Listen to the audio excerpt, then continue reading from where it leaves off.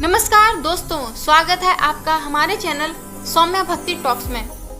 दोस्तों, दुनिया में कई ऐसे स्थान हैं जिन्हें हम चमत्कार कहते हैं, लेकिन भारत के ओडिशा में स्थित जगन्नाथपुरी मंदिर कोई चमत्कार नहीं बल्कि विज्ञान को दी गई एक खुली चुनौती है। एक ऐसा मंदिर जहां हवा के नियम बदल जाते हैं, जहां पक्षी भी उड़ना भूल जाते हैं और जहां की रसोई में साक्षात माता लक्ष्मी का वास माना जाता है। क्या सच में इस मंदिर के नीचे कोई गुप्त खजाना है और क्यों आज भी यहाँ की मूर्तियाँ हर 12 साल में बदली जाती हैं, वो भी आंखों पर पट्टी बांधकर। आज के इस वीडियो में हम जगन्नाथ के मंदिर के उन 7 रहस्यों को जानेंगे जिनका जवाब आज तक दुनिया के किसी भी वैज्ञानिक के पास नहीं है। इस वीडियो में हमारे साथ अंत तक बने रहें। सबसे पहला और सबसे बड़ा रहस्य, मंदिर के शिखर पर लगा ध्वज। आम तौर पर कपड़ा हवा की दिशा में लहराता है, लेकिन जगन्नाथ मंदिर का ध्वज हमेशा हवा की उल्टी दिशा में लहराता है। तो सिर्फ इतना ही नहीं, हर दिन एक पुजारी 45 मंजिला मंदिर के शिखर पर चढ़कर इसे बदलता है। मान्यता है कि अगर एक भी दिन ध्वज नहीं बदला गया तो मंदिर पूरे 18 सालों के लिए बंद हो जाएगा। विज्ञान कहता है कि जिस चीज पर रोशनी पड़ती है उसकी शैडो बनती है, लेकिन आप जानकर हैरान रह जाएंगे कि दिन के किसी भी समय मुख्य मंदिर की परछाई जमीन पर नहीं गिरती। ये आर्किटेक्चर का चमत्कार है या कोई ईश्वरीय शक्ति, आज भी ये एक रहस्य है। यहाँ भगवान का प्रसाद 7 मिट्टी के बर्तनों में बनाया जाता है, जिन्हें एक के ऊपर एक रखा जाता है। आश्चर्य की बात यह है कि सबसे ऊपर वाले बर्तन का खाना सबसे पहले पकता है, सबसे नीचे वाले बर्तन का आखिरी में। साथ ही यहाँ का प्रसाद कभी कम नहीं पड़ता, चाहे भक्त हजार हो या लाखों। तो मंदिर के सिंह द्वार के अंदर कदम रखते ही आपको समुद्र की लहरों की आवाज सुनाई देना बंद हो जाती है। और क्या आपने कभी गौर किया है, इस मंदिर के ऊपर ना तो कभी कोई पक्षी उड़ता है और ना ही कोई विमान। इसे नो फ्लाई जोन घोषित नहीं किया गया, फिर भी प्रकृति यहाँ खुद रुक जाती है। हर 12 या 19 साल में भगवान की मूर्तियों को बदला जाता है, जिसे नव कलेवर कहते हैं। उस समय पूरे शहर की बिजली काट दी जाती है। पुजारी आंखों पर पट्टी और हाथों में दस्ताने पहनकर पुरानी मूर्ति से ब्रह्म पदार्थ निकालकर नई मूर्ति में डालते हैं। कहा जाता है कि अगर किसी ने भी उसे देख लिया या छू लिया तो उसके प्राण पखेड़े उड़ सकते हैं। कई लोग इसे भगवान कृष्ण का धड़कता हुआ दिल मानते हैं।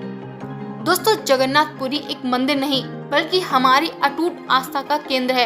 यहाँ की हर परंपरा और हर रहस्य हमें ये याद दिलाता है कि कुछ शक्तियाँ विज्ञान की समझ से परे हैं। क्या आप कभी जगन्नाथपुरी गए हैं? अपना अनुभव हमारे साथ कमेंट्स में जरूर शेयर करें।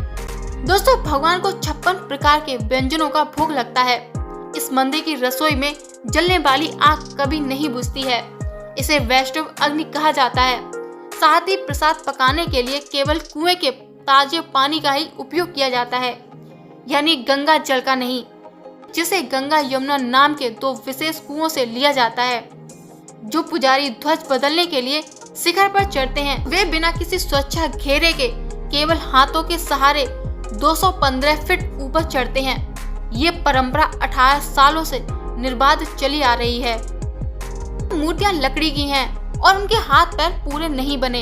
कथा के अनुसार जब शिल्पी विश्वकर्मा मूर्तियां बना रहे थे तो उन्होंने एक शर्त रखी थी कि कोई भी दरवाजा नहीं खोलेगा। लेकिन दोस्तों, रानी गुंडचा की उत्सुकता ने दरवाजा खोल दिया और भगवान अधूरे रूप में ही प्रकट हो गए। तब से उनकी पूजा इसी रूप में होती है। दोस्तों, जगन्नाथपुरी का प्रसाद महाप्रसाद कहलाता है, क्योंकि इसे देवी बिमला यानी जो मंदिर परिसर में ही है को अर्पित करने के बाद ही भक्तों को दिया जाता है। ऐसी मान्यता है कि इस प्रसाद को खाने से इंसान के कई जन्मों के पाप नष्ट हो जाते हैं। मूर्तियां साधारण लकड़ी की नहीं बल्कि नीम की लकड़ी की बनी होती हैं, जिसे विशेष लक्षणों जैसे उस पेड़ पर संख्या चक्र का निशान हो के आधार पर जंगल में ढूंढा जाता है। मंदिर के ऊपर लगा हुआ ध्वज भी अपनी परछाई नहीं बनाता। तो क्या यह सिर्फ वास्तुकला है या भगवान जगन्नाथ का साक्षात अस्तित्व? क्योंकि जहां इंसान की सोच खत्म होती है, वहां से जगन्नाथपुरी का रहस्य शुरू होता है। दोस्तों, जगन्नाथपुरी की मान्यताएं केवल धार्मिक नहीं बल्कि वे भक्तों के दिल और आत्मा से जुड़ी हैं। आइए जानते हैं उनकी कुछ प्रमुख मान्यताओं के बारे में। नंबर 1, भगवान कृष्ण का जीवंत हृदय। सबसे बड़ी मान्यता ये है कि जब भगवान कृष्ण ने अपनी देह त्यागी थी और उनका अंतिम संस्कार किया गया तो उनका पूरा शरीर पंच तत्व में विलीन हो गया, लेकिन उनका हृदय यानी दिल जलता रहा, यानी दिल जीवित रहा। माना जाता है कि वही हृदय आज भी भगवान जगन्नाथ की मूर्ति के अंदर ब्रह्म पदार्थ के रूप में मौजूद है, जो आज भी धड़कता है। दोस्तों, यहाँ भगवान कृष्ण को जगन्नाथ के रूप में पूजा जाता है। मान्यता है कि यहाँ भगवान किसी खास धर्म या जाति के नहीं बल्कि पूरे जगत के नाथ हैं। इसीलिए रथ यात्रा के दौरान वे खुद मंदिर के बाहर निकलकर अपने भक्तों, चाहे वो किसी भी धर्म या जाति के हों, दर्शन देने आते हैं। हिंदू धर्म के 4 धर्मों में से पुरी को मर्त्य वैकुंठ कहा जाता है, यानी धरती पर भगवान विष्णु का निवास। मान्यता है कि जो व्यक्ति अपने जीवन में एक बार जगन्नाथ जी के दर्शन कर लेता है उसे जन्म मरण के चक्र से मुक्ति मिल जाती है और उसे मोक्ष प्राप्त होता है। यहाँ के प्रसाद को महाप्रसाद कहा जाता है। मान्यता है कि इस प्रसाद को स्वयं माता लक्ष्मी के देख रेख में बनाया जाता है। कहा जाता है कि इस रसोई में कभी भी भोजन की कमी नहीं होती, चाहे कितने भी लाख भक्त आ जाएं। दोस्तों, एक और खास मान्यता है कि इस प्रसाद को खाने से असाध्य बीमारियां भी ठीक हो जाती हैं। मूर्तियां अधूरी यानी बिना हाथ पैर के क्यों हैं? इसके पीछे की मान्यता है कि भगवान जगन्नाथ इतने दयालु हैं कि वे अपने भक्तों की पुकार सुनने के लिए हाथों और पैरों के बिना ही आ जाते हैं। उनके बड़े बड़े नेत्र यानी आँख ये दर्शाते हैं कि वे हर समय अपने भक्तों पर नजर रखते हैं और उनकी रक्षा करते हैं। दोस्तों, एक और प्राचीन मान्यता के अनुसार इस मंदिर की पवित्रता इतनी अधिक है कि यहाँ यमराज यानी मृत्यु के देवता की शक्ति भी काम नहीं करती। कहा जाता है कि इस मंदिर के अंदर कदम रखते ही मनुष्य यमराज के प्रभाव से मुक्त हो जाता है। इसीलिए इसे यमनिका तीर्थ भी कहा जाता है। ये दुनिया का शायद इकलौता मंदिर है जहाँ भगवान अपनी पत्नी यानी रुक्मणी या राधा के साथ नहीं बल्कि अपने भाई बलराम और बहन सुभद्रा के साथ पूजे जाते हैं। दोस्तों, ये भाई बहन के अटूट प्रेम और पारिवारिक एकता की मान्यता को दर्शाता है। लोग कहते हैं कि पुरी जाने का प्लान आप नहीं बनाते बल्कि जब जगन्नाथ जी का बुलावा आता है तभी आप वहां पहुंच पाते हैं। बिना उनकी इच्छा के कोई भी उनके मंदिर की सीढ़ियां तक नहीं चढ़ सकता। तो दोस्तों, जगन्नाथपुरी की ये दीवारें और यहाँ की हवाएं चीख चीख कर एक ही बात कहती हैं कि जहाँ विज्ञान की सीमा खत्म होती है वहाँ से भगवान जगन्नाथ की लीला शुरू होती है।